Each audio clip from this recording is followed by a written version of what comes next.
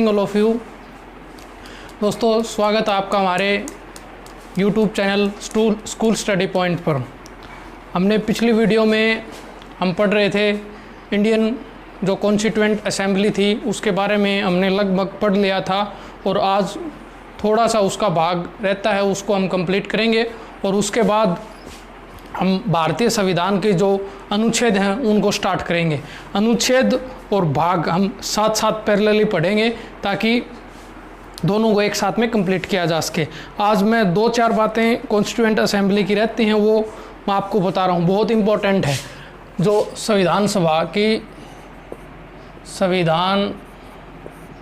सभा 2-4 बातें आपसे पूछी जा सकती हैं। फैक्ट के तौर पर आपसे पूछा जा सकता है कि संविधान सभा में SC ST के कुल सदस्यों की संख्या कितनी थी। SC और ST सदस्य संख्या तो ये थी 33 सदस्य। वो हमारी अनुसूचित जाति और अनुसूचित जनजाति से संबंध रखते थे। इसी प्रकार से मैं बात करूं कि आपसे पूछा जा सकता है कि भारतीय संविधान सभा थी उसके अंदर महिलाओं की संख्या कितनी थी। तो यदि संविधान सभा में महिला सदस्य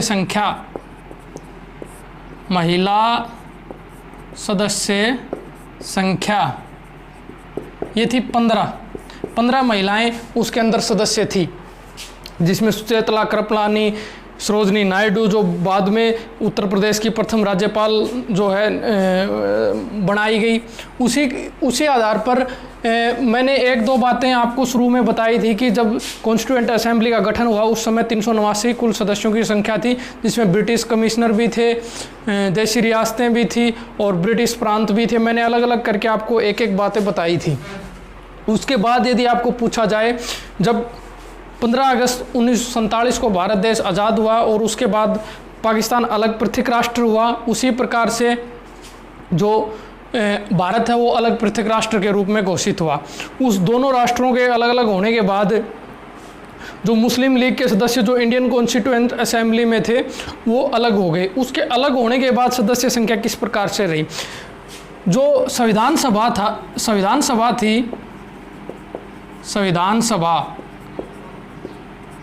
का पुनर्गठन 31 अक्टूबर 1947 को किया गया। आपसे पूछा जा सकता है कि पुनर्गठन करने के बाद संविधान सभा के सदस्यों की संख्या कितनी थी। तो यदि मैं बात करूं 31 दिसंबर 1947 को भारत के संविधान सभा की सदस्यों की संख्या की बात करूं तो मैं 299 सदस्य उस समय भारतीय संविधान सभा में थे, क्योंकि जो टोटल सदस्य मैंने आपको उस समय बताया था 389 सदस्य थे, क्योंकि उसके बाद मुस्लिम लीग की मांग को स्वीकृति होना और पाकिस्तान का अलग राष्ट्र से बनने के बाद वो सदस्य अलग रूप से चले गए थे। इसके बाद कुल सदस्य संख्या वो 299 रहती है।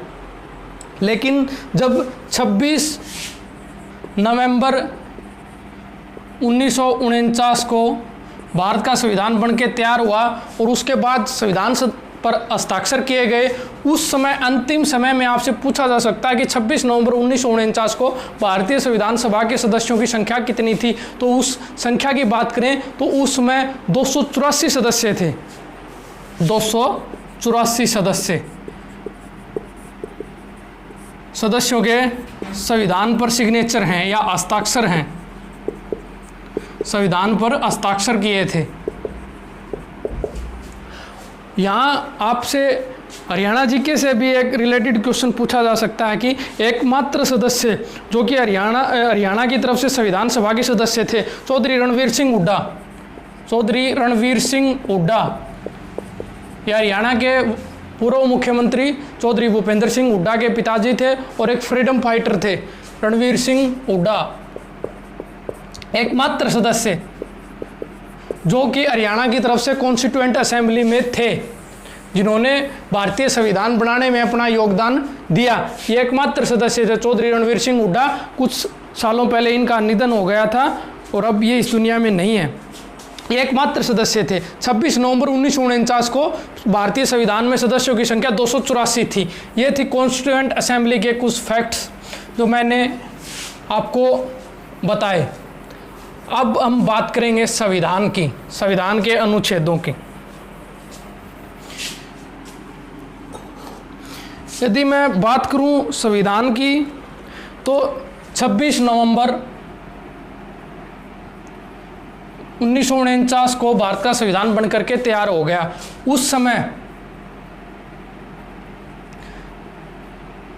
यदि संविधान की बात करूं तो समय समय पर संविधान में बहुत से संशोधन हुए, बहुत से प्रावधानों को हटाया भी गया, बहुत से अलग अलग प्रावधान किए भी गए। मेनली बात करूं तो मैं 26 जनवरी 1950 और वर्तमान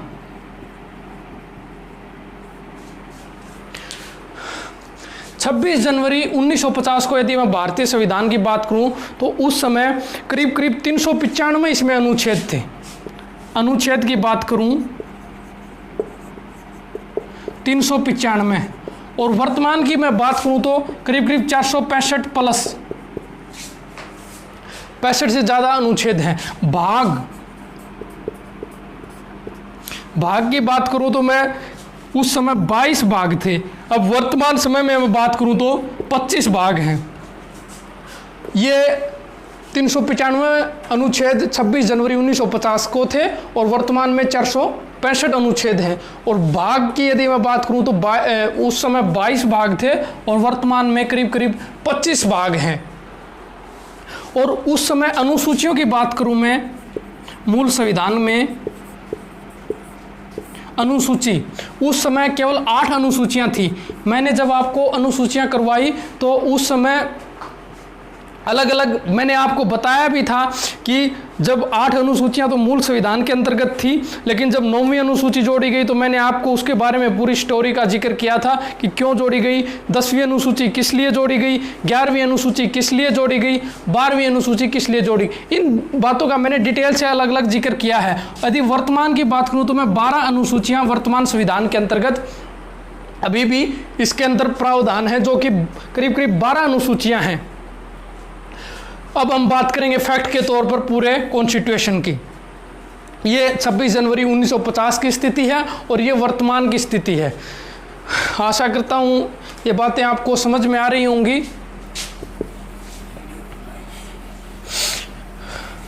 वीडियो को आप लाइक, शेयर और चैनल को सब्सक्राइब ज़रूर करें और ख़ास करके हमें कमेंट करके ज़रूर अवगत करवाते रहें।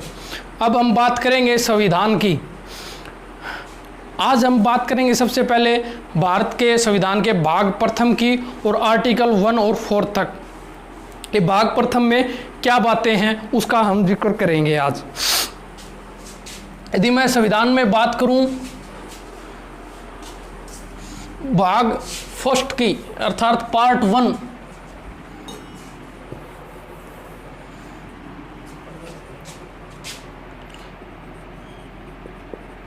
भाग 1, इस भाग में अनुच्छेद 1 से लेकर 4 तक का वर्णन किया गया है।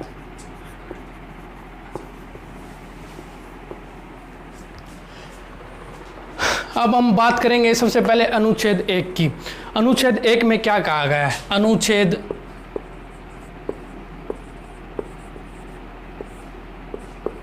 1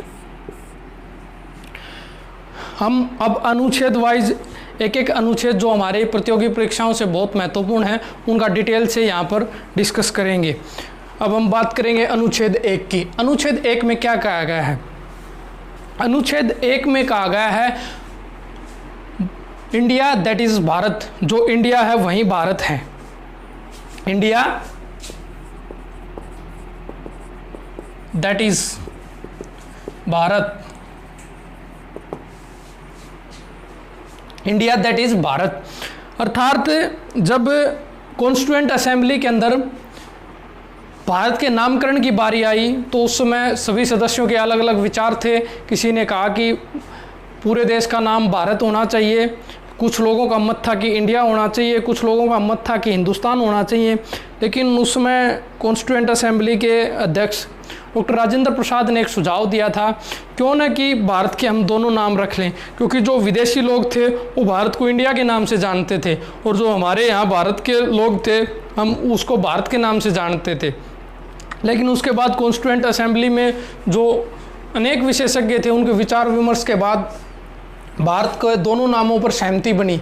आपने देखा होगा अभी पीछे ही कुछ समय पहले सुप्रीम कोर्ट में एक पिटीशन दायर की गई थी कि भारत के जो इंडिया नाम है इसको बदल के खाली भारत कर दिया जाए, लेकिन उसमें सुप्रीम कोर्ट ने बाद में उसको खारिज कर दिया कि ये सब गवर्नमेंट के मामले हैं, गवर्नमेंट इसमें यदि कॉन्स्टिट्यूशन अमेंडमेंट करे तो उस चीज़ को कर सकती है। उसके बाद में खारिज हो गई। इसमें इंडिया दैट इज़ भारत, आगे इसमें बताया गया है। इसमें थोड़ा सा मैं इसके अंदर और जिक्र करूं इससे पहले, तो इस पूरे भाग का, तो इस भाग में मेनली किस चीज़ का जिक्र है? इस भाग के अंदर संघ व उसके राज्य क्षेत्र का वर्णन, संघ और उसके राज्य क्षेत्र का वर्णन किया गया है। आपको ध्यान होगा जब 15 अगस्त 1947 को भारत देश आज़ाद हुआ, उस समय भारत के सामने एक बहुत बड़ी चुनौती थी। उस समय पूरा भारत 564 प्लस रियासतों में अलग अलग राज्य रजवाड़ों में बटा हुआ था, जिसमें अनेक रियासतें थी, जैसे पटियाला थी, आपके यहाँ लोहारू थी, अलग अलग रियासतें थी, लखनऊ थी, आजमगढ़ थी, बहुत सी अलग अलग, झांसी थी। उस समय के बाद में धीरे धीरे जो वो तो बाद में मिला ली थी अंग्रेज़ों ने। इस प्रकार की 564 से ज़्यादा रियासतें उस समय थी। उन रियासतों को इकट्ठा करने के लिए एक रियासती मंत्रालय बनाया गया, रियासती मंत्रालय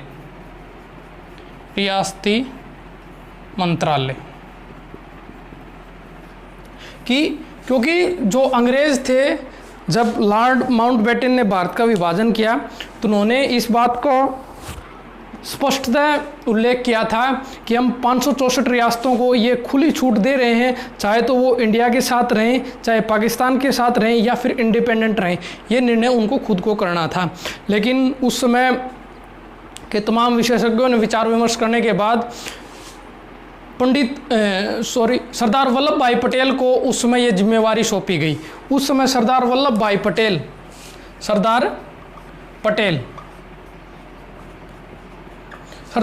उस समय भारत के गृह मंत्री थे, गृह और सूचना प्रसारण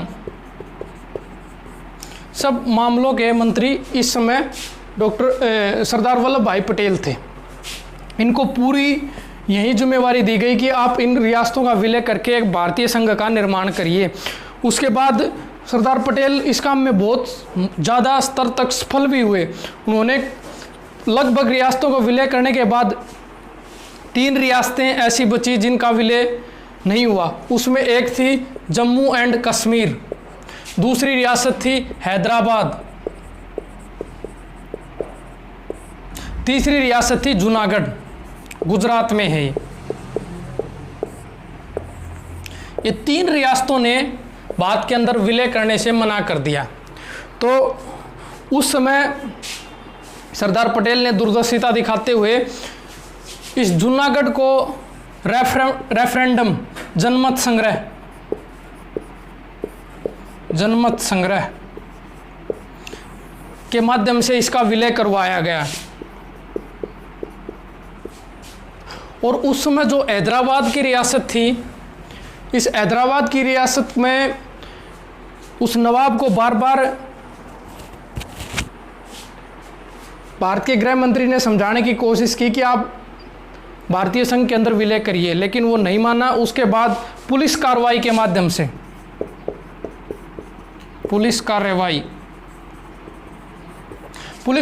माध्यम से हैदराबाद का विलय भारतीय संघ में करवाया गया। बची जम्मू और कश्मीर।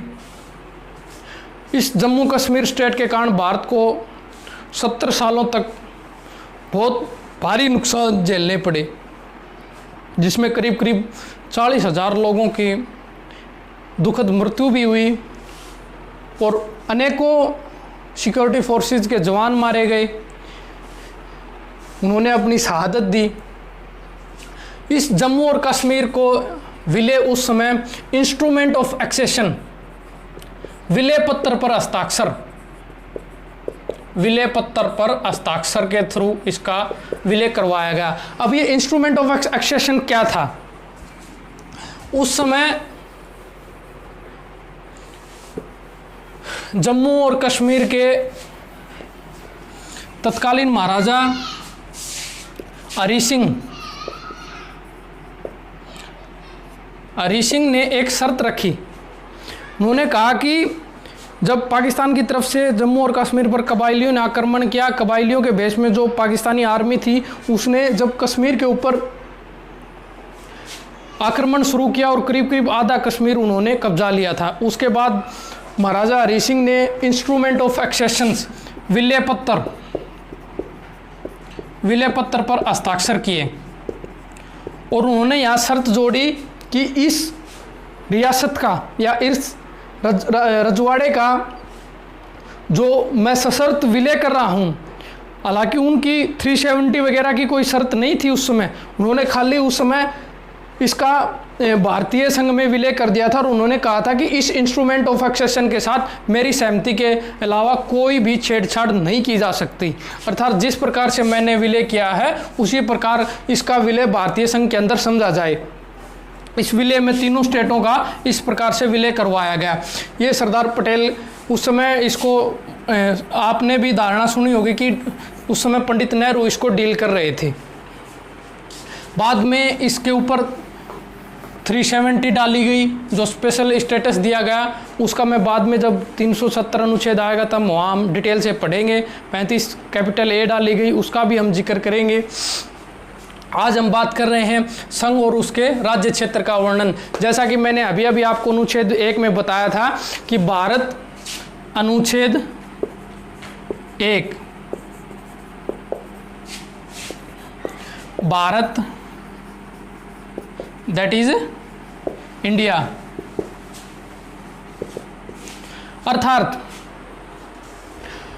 भारत राज्यों का संघ होगा। भारत और इंडिया, ये तो मैंने नामकरण की बात बताई। इसी अनुच्छेद में लिखा हुआ भारत राज्यों का संघ होगा, राज्यों का संघ होगा, अर्थात India is the organisation of 28 state and 8 union territory, 28 राज्य और 8 केंद्र शासित प्रदेशों का संघ होगा, जो कि भारत की प्रथम अनुसूची में प्रविष्ट हैं। उनका इस अनुच्छेद 1 में वर्णन किया गया है कि इसमें भारत दैट इज इंडिया और राज्यों का संघ, जिसमें करीब करीब वर्तमान समय में मैं बात करूं तो 28 राज्य और 8 यूनियन टेरिटरी हैं। इस प्रकार का इस अनुच्छेद में वर्णन किया गया है। आगे हम बात करेंगे अब अनुच्छेद 2 की।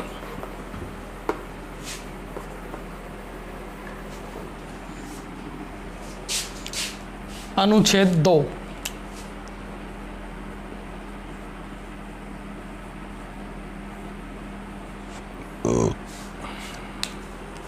अनुच्छेद 2, इस अनुच्छेद में क्या कहा गया है? इस अनुच्छेद में कहा गया है कि भारत की संसद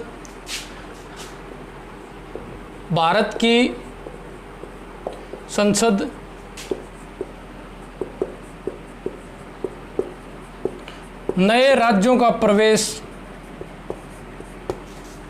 भारत की संसद नए राज्यों का प्रवेश विधि द्वारा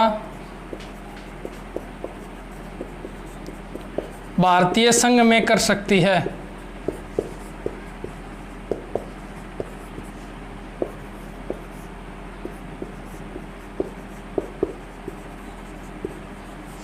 अर्थात भारत की संसद भारत में नए राज्यों का जो प्रवेश है विधि द्वारा भारतीय संघ में कर सकती है। अब कैसे नए राज्यों का मीन्स क्या, आपको मैं उदाहरण देके समझाता हूं। उदाहरण, सन 1954 में पांडिचेरी, केरिकल, चंद्रनगर और यनम 1, 2 और 3 और 4, ये उस समय चारों बस्तियां फ्रांसीसी सरकार के अधीन थी, फ्रांस गवर्नमेंट। लेकिन सन 1954 में फ्रांसीसी सरकार ने यहाँ पर अपना आधिपत्य समाप्त करके ये चारों बस्तियों को भारत सरकार को सौंप दिया। उसके बाद भारत सरकार ने अनुच्छेद 2 का प्रयोग करते हुए 1954 में पांडिचेरी, कैरिकल और चंद्रनगर और यनाम को एक यूनियन टेरिटरी के तौर पर बना करके इसका भारतीय संघ में विलय कर लिया। अर्थात इसकी पावर कहाँ से दी गई? इस विलय की पावर भारत के संविधान के अनुच्छेद 2 में दी गई कि भारत की संसद नए राज्यों का प्रवेश विधि द्वारा भारतीय संघ में कर सकती है। इसी अनुच्छेद का, इसी भारत की संसद इसी शक्ति का प्रयोग करते हुए 1954 में भारतीय संघ के अंदर इन चारों बस्तियों को एक यूनियन टेरिटरी के तौर पर बना के इसका विलय किया। इसके बाद दूसरा एग्जाम्पल, सन 1961 में गोवा, दमन दीव, गोवा उस समय पुर्तगालियों के अधीन था।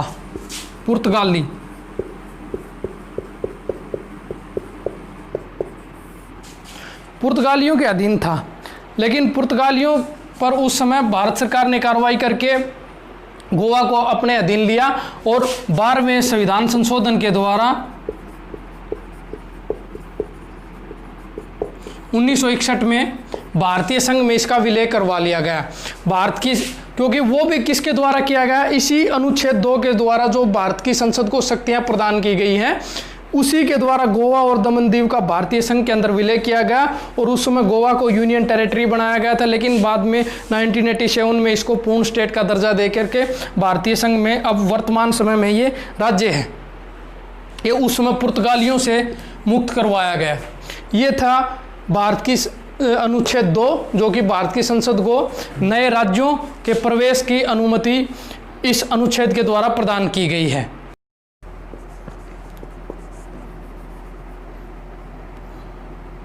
भारत की संसद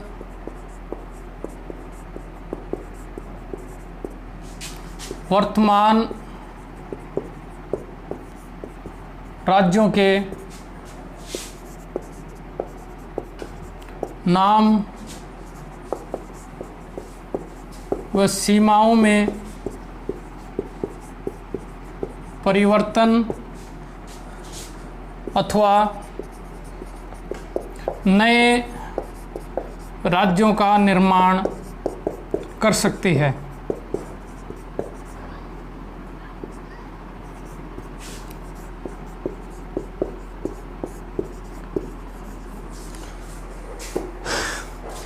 अनुच्छेद 3 में क्या कहा गया है कि भारत की संसद वर्तमान राज्यों के नाम व सीमाओं में परिवर्तन कर सकती है अथवा नए राज्यों का निर्माण कर सकती है। अब मान लीजिए कोई भी स्टेट है, उसके यदि मैं आपको जब स्टेटों का पुनर्गठन हुआ वो बात भी आगे बताऊंगा। मान लीजिए सबसे बड़ा स्टेट वर्तमान समय में उत्तर प्रदेश है। यदि यूपी के 2 भाग करने हों तो वो भाग करने की शक्तियाँ भारत की संसद को किस अनुच्छेद के तहत दी गई हैं? तो अनुच्छेद 3 में कहा गया है कि भारत की संसद वर्तमान राज्यों के नामों और सीमाओं में अथवा नए राज्यों का निर्माण में कर सकती है। वो शक्तियाँ अनुच्छेद 3 के तहत दी गई हैं कि नए राज्यों को किसी राज्य के 2 भाग करके अलग स्टेट बना सकती है, उनकी भौगोलिक सीमाओं में परिवर्तन कर सकती है, उनके नामों में परिवर्तन कर सकती है। नामों में जैसे पहले उत्तराखंड का नाम उत्तरांचल था, अब उसका उत्तराखंड कर दिया गया। ये सभी बातें भारतीय संसद को अनुच्छेद 3 के तहत ये शक्तियाँ प्रदान की गई हैं। अब हम राज्यों के पुनर्गठन की बात करेंगे। राज्य पुनर्गठन आयोग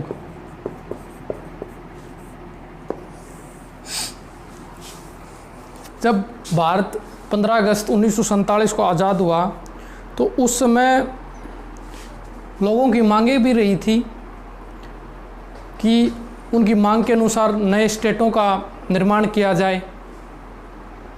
इसी प्रकार जब ये मांग धीरे धीरे उठने लगी कि जब भारत स्वतंत्र हुआ, भारत की संसद ने स्वतंत्र रूप से काम करना शुरू किया और एक डेमोक्रेसी थी और लोकतंत्र में सब लोगों को अपनी बातें रखने का अधिकार है। इसी के तहत लोगों ने जब दबाव बनाना शुरू किया तो उस समय भारत के राज्यों के पुनर्गठन की आवश्यकता महसूस हुई।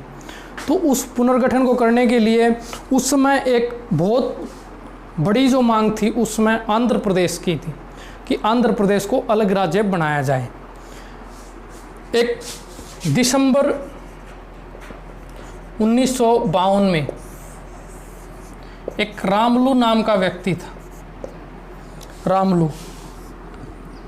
इस व्यक्ति ने आंध्र प्रदेश के गठन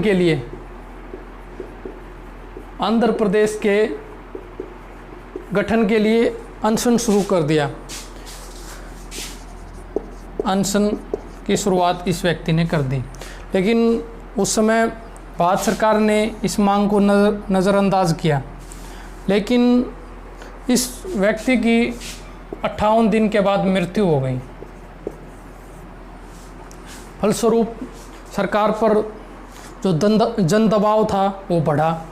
उस जन दबाव के बढ़ने के चलते सरकार को झुकना पड़ा और झुकना ही नहीं पड़ा, झुकने के साथ साथ आंध्र प्रदेश की जो अलग से स्टेट की मांग थी वो मांग भी माननी पड़ी, उस मांग को भी स्वीकार करना पड़ा, अलग से राज्य का दर्जा प्रदान कर दिया गया। इसी प्रकार ये अनशन और ये घटना होने के बाद 1 अक्टूबर 1953 को पंडित जवाहरलाल नेहरू, जो कि उस समय तत्कालीन प्रधानमंत्री थे, उन्होंने आंध्र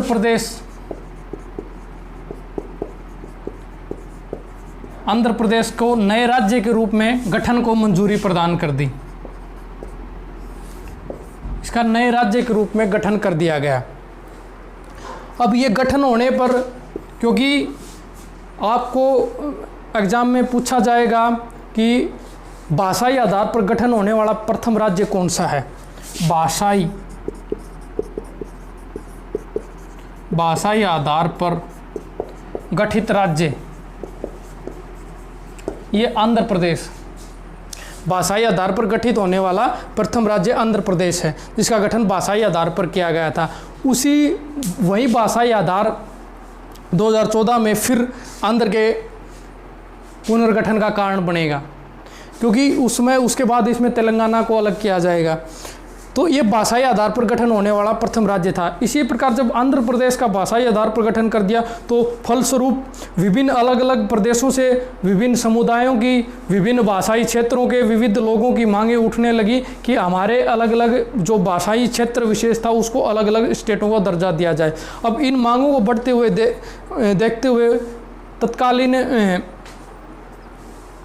तत्कालीन प्रधानमंत्री ने राज्य पुनर्गठन आयोग भी बनाया। लेकिन उससे पहले जब ये राज्यों की मांग इस प्रकार से चली तो तत्कालीन जो संविधान सभा के अध्यक्ष थे डॉक्टर राजेंद्र प्रसाद, उन्होंने एक आयोग का गठन किया, अस्केधर आयोग।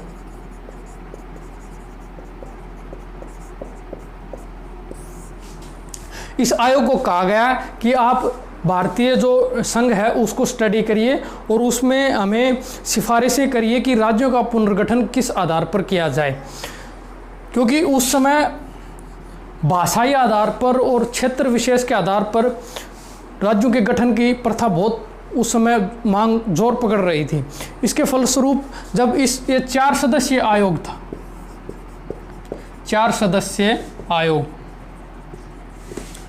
अब इस आयोग ने अपनी जो रिकमेंडेशन दी उसमें स्पष्ट किया कि राज्यों का गठन प्रशासनिक आधार पर हो,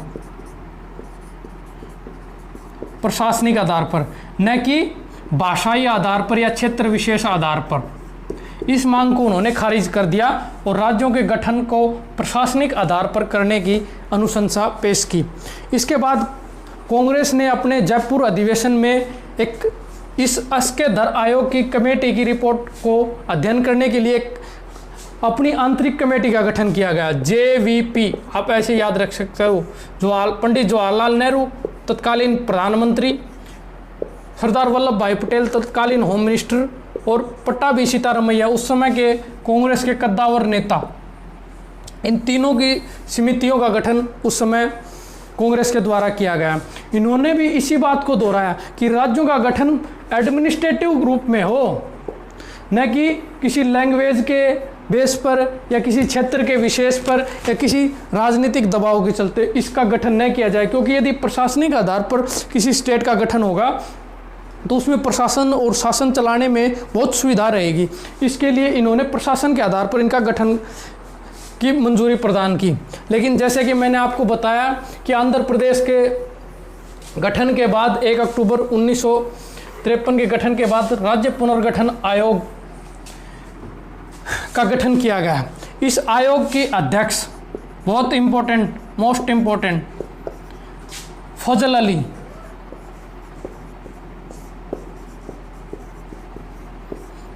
बार बार एग्जाम में ये देखा गया है, ये क्वेश्चन बार बार वहाँ पूछा जाता है कि राज्य पुनर्गठन आयोग के अध्यक्ष कौन थे? फजल अली। आपसे पूछा जाएगा कि राज्य पुनर्गठन आयोग का गठन कब किया गया या गठन कब किया गया? तो ये 1953 में किया गया। राज्य पुनर्गठन आयोग की रिपोर्ट प्रस्तुत कब हुई? रिपोर्ट प्रस्तुत ये 1956 में हुई।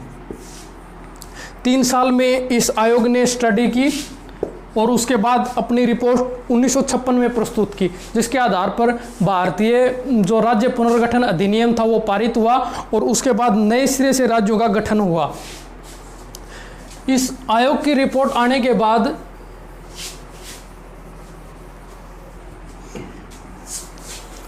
जुलाई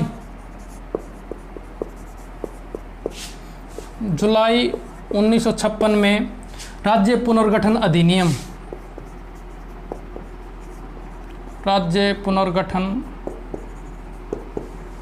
अधिनियम पारित किया गया। इस अधिनियम को पारित करने के बाद उस समय राज्य पुनर्गठन आयोग ने भारतीय जो संघ था उसका पूरे का पुनर्गठन किया और उस समय 14 राज्य और 6 केंद्र शासित प्रदेशों के रूप में भारतीय संघ को विभाजित किया गया। आपसे पूछा जा सकता है कि भारतीय स्वतंत्रता अधिनियम में भारतीय संघ को कितने राज्यों और कितने केंद्र शासित प्रदेशों में बांटा गया? तो वहाँ आपका जवाब होगा 14 राज्य और 6 केंद्र शासित प्रदेशों में विभाजन उस समय भारतीय संघ का किया गया। इसके बाद क्योंकि ये 1956 में आता है जबकि आंध्र का गठन 1953 में हो चुका है। अब हम बात करेंगे राज्यों का पुनर्गठन कब कब किस प्रकार से भारतीय संघ के अंतर्गत किया गया।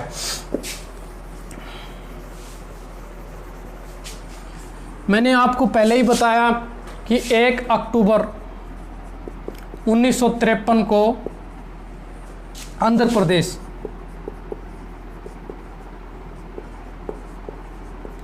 प्रदेश का गठन किया गया। लेकिन उसके बाद राज्यों का पुनर्गठन किस प्रकार से किया गया? जब उस समय मुंबई एक बहुत बड़ा प्रांत था जो आज का गुजरात है और महाराष्ट्र है, ये दोनों एक मुंबई प्रांत के क्षेत्र होते थे। उस समय गुजराती भाषा के साथ गुजराती लोग और मराठी भाषा के साथ महाराष्ट्र के लोग ये बार बार आंदोलन बड़ी राजनीतिक रूप ले रहे थे। इन्होंने धीरे धीरे इस मांग ने भी तेजी पकड़ी और इस मांग के साथ 2 राज्यों का गठन कर दिया गया, क्योंकि मुंबई एक ही स्टेट था। उसके बाद एक स्टेट को तोड़ करके मुंबई को तो महाराष्ट्र के साथ रख दिया गया और गुजरात अलग से स्टेट बना दिया गया। जिसके बाद 1960 में महाराष्ट्र और गुजरात, मैंने बताया कि 1956 तक 14 राज्य थे और 6 यूटी। तो यहाँ एक स्टेट के एक जो स्टेट था उसी को तोड़ करके 2 स्टेट अलग अलग किए गए हैं। तो इसलिए गुजरात भारत का 15वां राज्य। इसी प्रकार 1963 के अंदर नागालैंड, ये उस समय भारत का 16वां राज्य है। 1966 में अपना मूल प्रदेश हरियाणा 70वें राज्य के रूप में भारत का 18वां संविधान संशोधन और 70वां राज्य 70वें स्टेट के रूप में अस्तित्व में आया। इसी प्रकार 1971 हिमाचल प्रदेश ये 18वां स्टेट था। इसी प्रकार मैं बात करूं तो 1972 3 राज्य मणिपुर, मेघालय और त्रिपुरा, इन 3 नए राज्यों का क्रमशः निर्माण किया गया। 19, 20 और 21, यहाँ टोटल स्टेट होते हैं 21। अब आगे बात करेंगे।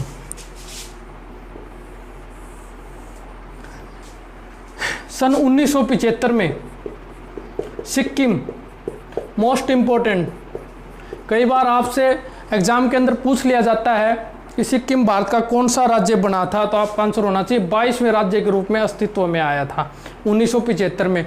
उसके बाद 1987 गोवा, अरुणाचल प्रदेश,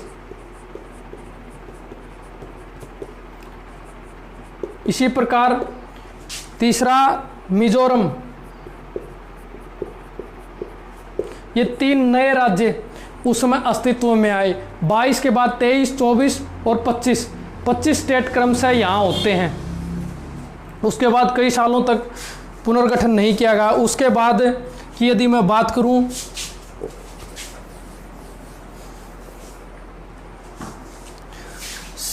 सन 2002 के अंदर पुनर्गठन किया गया।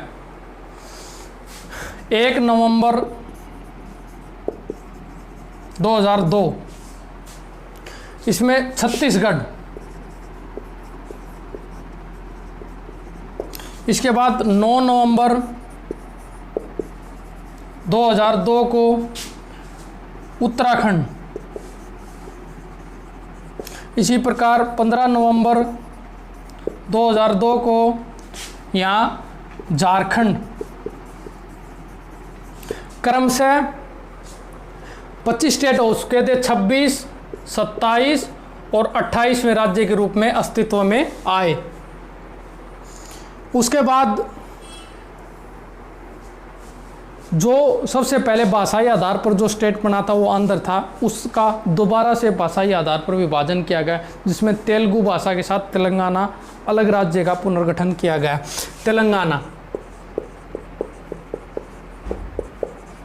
तेलंगाना को 2 जून 2014 भारत के 29वें राज्य के रूप में पुनर्गठित किया गया। लेकिन जैसा कि मैंने आपको बताया कि अभी 28 राज्य और 8 यूटी हैं।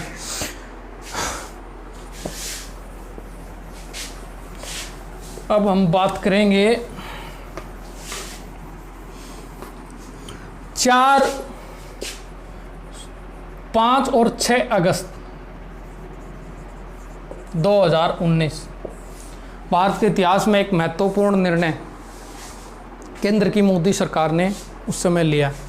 उस समय भारत का एक स्टेट जम्मू एंड कश्मीर, जिसको 370 के तहत एक स्पेशल स्टेटस था, उस स्टेटस को ख़त्म करके भारत की सरकार ने एक फ्री स्टेट को 2 यूनियन टेरिटरी में कन्वर्ट किया।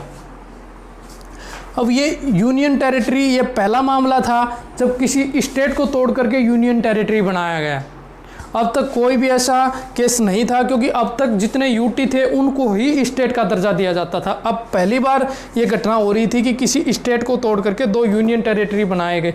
और यूनियन टेरिटरी बनाने के भी कारण थे, क्योंकि लॉ एंड ऑर्डर की प्रॉब्लम जो जम्मू और कश्मीर में है वो बहुत ज़्यादा डेंजर सिचुएशन में है। इसलिए लॉ एंड ऑर्डर को सीधे होम मिनिस्टर के थ्रू रखना सेंट्रल गवर्नमेंट की मजबूरी थी, क्योंकि वहाँ जो आर्टिकल 370 का अब्रोगेशन किया गया था।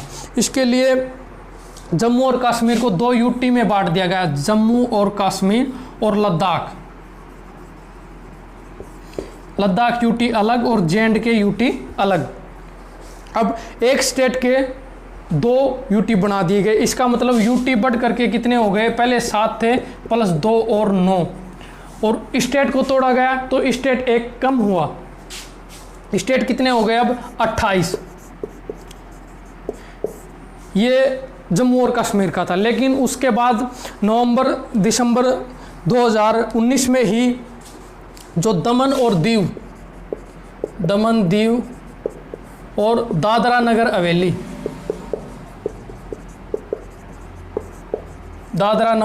हवेली ये 2 अलग अलग यूटीज थे, लेकिन इनका प्रशासनिक कामकाज या प्रशासन एक ही प्रशासन द्वारा चलाया जाता है। 2 दिन वो लोग यहाँ बैठते थे, 3 दिन यहाँ बैठते थे, इसलिए प्रशासनिक सुविधा को देखते हुए केंद्र सरकार ने इनको दोनों को मर्ज कर दिया गया, या विलय बोल सकते हैं आपको, मर्जर करके, और इन दोनों को एक यूनियन टेरिटरी बना दिया गया जिसको नाम दिया गया दमन दीव और दादरा नगर हवेली। इसको इस प्रकार से 2 यूनियन टेरिटरी को एक टेरिटरी बना दिया गया। यहाँ यूनियन टेरिटरी 9 थी, अब 2 को इकट्ठा करके एक यूनियन टेरिटरी बना दिया, इसका मतलब 8 यूनियन टेरिटरी रह गई। और राज्य कितने रह गए, 28 राज्य और 8 यूटी, स्टेट और यूटी। ये वर्तमान में इस प्रकार से भारत राज्य का पुनर्गठन किया गया है। आशा करता हूँ आपको समझ में आएगा, और आपको भी थोड़ी सी समझने की कोशिश करनी चाहिए, क्योंकि मैंने बिल्कुल बारीकी से इस बात का जिक्र किया है। ये था अनुच्छेद 3, राज्यों का पुनर्गठन। अब आगे बात करेंगे अनुच्छेद 4।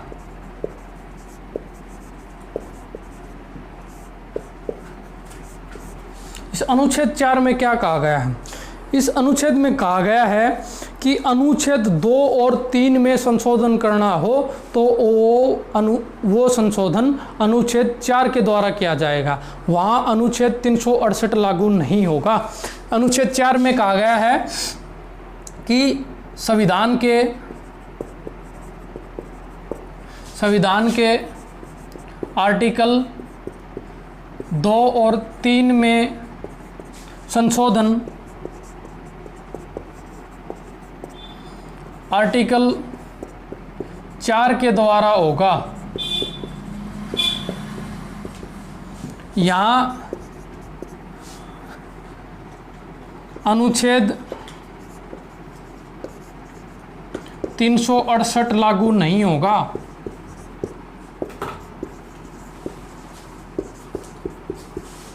अब ये 368 क्या है, थोड़ी सी समझने की कोशिश करो। जब मैं अनुच्छेद आगे 368 आएगा तब आपको बताऊं भीगा। 368 में क्या है कि 368 में भारतीय संविधान में संशोधन करने की प्रक्रिया का वर्णन है कि भारतीय संविधान के अंदर संशोधन किस किस प्रकार से किया जा सकता है।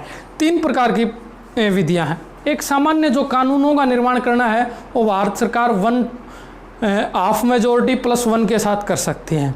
यदि कोई कॉन्स्टिट्यूशनल अमेंडमेंट करना है तो उसको 2/3 मेजोरिटी के साथ में इंडियन गवर्नमेंट कर सकती है। जो सदन के कुल सदस्य हैं या फिर उपस्थित सदस्य हैं, ये 2/3 मेजोरिटी होनी चाहिए। उसी के साथ कई विषय ऐसे हैं जैसे राष्ट्रपति का इलेक्शन है, SC ST का आरक्षण है, उसमें सरकार 2/3 बहुमत संसद का प्लस हाफ राज्यों की असेंबली के द्वारा वो कानून पास होना चाहिए, उसके तहत कॉन्स्टिट्यूशनल अमेंडमेंट हो सकता है। लेकिन यहाँ आर्टिकल 2 और 3 मैंने बताया था कि आर्टिकल 2 में कहा गया है कि भारत की संसद नए राज्यों का प्रवेश विधि के द्वारा भारतीय संघ के अंदर कर सकती है। जैसे मैंने आपको उदाहरण के तौर पर बताया भी था अभी पीछे कि 1954 में पांडिचेरी और 1961 के अंदर गोवा का भारतीय संघ के अंदर विलय किया गया। इसी प्रकार अनुच्छेद 3 के अंदर भी मैंने आपको बताया था कि भारत सरकार वर्तमान राज्यों में नए राज्यों का निर्माण अथवा उनके सीमाओं में अथवा उनके नामों में परिवर्तन करने का अधिकार दिया गया है। तो इन चीज़ों को जब संवैधानिक प्रक्रिया को अपनाना हो तो वहाँ अनुच्छेद 368 लागू नहीं होगा, वहाँ अनुच्छेद 4 के द्वारा होगा। अब अनुच्छेद 4 क्या है? राज्यों के पुनर्गठन, सीमाओं में परिवर्तन। जैसे आपने अभी देखा भी होगा जब धारा 370 को हटाया गया तो पूरी तरह से इसको स्क्रैप नहीं किया गया था। इसमें सिर्फ धारा 370 के जो आर्टिकल 370 है उसके सब आर्टिकल थे, 3 सब सेक्शन थे, 1, 2, 3, जिसमें 1 में लिखा हुआ है कि जम्मू कश्मीर भारत का अभिन्न अंग है, उसको एज इट इज़ रखते हुए 2 और जो 3 में प्रावधान थे, जो जम्मू कश्मीर के लिए स्पेशल कॉन्स्टिट्यूएंट असेंबली थी और जो अलग अलग प्रोविज़न थे उनको ख़त्म कर दिया गया एक संकल्प के द्वारा। यहाँ आर्टिकल इसको पूरी तरह रिमूव नहीं किया, यदि पूरी तरह रिमूव किया जाता तो यहाँ 2/3 मेजोरिटी की आवश्यकता होती, लेकिन जब आर्टिकल यहाँ सब आर्टिकल 1 को रख दिया गया तो यहाँ सिर्फ ये राज्यों के पुनर्गठन आर्टिकल 2 और 3 में आता है, इसलिए यहाँ कॉन्स्टिट्यूशनल अमेंडमेंट की ज़रूरत नहीं होती। इसलिए आर्टिकल 2 और 3 को यदि संशोधन करना हो तो आर्टिकल 4 के तहत होगा। आर्टिकल 4 क्या है? आर्टिकल 4 का मतलब है 1/2 मेजोरिटी +1, अर्थात सदन में उपस्थित सदस्यों की 1/2 संख्या +1, और या फिर कुल सदस्यों की 1/2 +1, एक ही बात है ये। इसमें अनुच्छेद 4 में ही वर्णन किया गया है कि यदि इसमें जब हम आर्टिकल 4 के द्वारा संशोधन करेंगे तो वहाँ संविधान की शेड्यूल 1 और शेड्यूल 4, जिसमें मैंने आपको अनुसूचियां करवाई तब बताया था कि संविधान की अनुसूची 1 में लिखा हुआ कि भारत उन 28 राज्यों और 8 केंद्र शासित प्रदेशों का संघ होगा। तो उसमें जैसे कि मैंने बताया था 28 राज्य और 8 यूनियन टेरिटरी हैं, तो यहाँ पहले कितने थे? 29 राज्य और 7 यूनियन टेरिटरी थे। तो इस प्रकार ये संख्या यदि यहाँ चेंजेबल है तो वहाँ कॉन्स्टिट्यूशनल अमेंडमेंट की ज़रूरत नहीं है। यहाँ सामान्य बहुमत से यदि संसद पारित करती है तो यहाँ अपने आप चेंज हो जाएगा, यहाँ कॉन्स्टिट्यूशनल अमेंडमेंट की ज़रूरत नहीं पड़ेगी, क्योंकि आपको वहाँ डाउट होगा कि कहीं यहाँ पर ये बेसिक स्ट्रक्चर वाला मामला नहीं है, यहाँ बेसिक स्ट्रक्चर लागू नहीं होगी, यहाँ डायरेक्ट उसको। इसी प्रकार से जो शेड्यूल 4 है, अनुसूची 4 है, जिसमें राज्यसभा का प्रतिनिधित्व का वर्णन है, उसमें भी यहाँ वर्णन होगा, वहाँ कॉन्स्टिट्यूशनल अमेंडमेंट या 368 की ज़रूरत नहीं होगी, वहाँ डायरेक्ट आर्टिकल 4 यहाँ अपने आप संशोधित समझा जाएगा। ये थी आर्टिकल 4। इसमें सिर्फ 1/2 मेजोरिटी +1 के साथ में इसमें अनुच्छेद कर सकते हैं, क्योंकि भारत में कोई भी नया स्टेट का निर्माण करना हो या फिर कोई नया स्टेट भारतीय संघ में विलय करना हो तो वहाँ 2/3 मेजोरिटी की कोई ज़रूरत नहीं है। सीधे जो हाफ मेजोरिटी, जो सामान्य बहुमत जो समझा जाता है, उसके तहत भारत सरकार को ये शक्तियाँ प्रदान की गई हैं कि वो इसको यहाँ पर इस प्रकार से संशोधित कर सकती है। आशा करता हूँ ये आपको समझ में आएगा। बाकी हम नेक्स्ट टाइम अगली वीडियो में पढ़ेंगे, और कृपया इसको वीडियो को शेयर, लाइक और सब्सक्राइब ज़रूर करें, और साथ साथ में हमें कमेंट करके भी अवगत करवाते रहें ताकि हम भविष्य में और सुधार के साथ आपके सामने प्रस्तुत हो सकें। Thank you.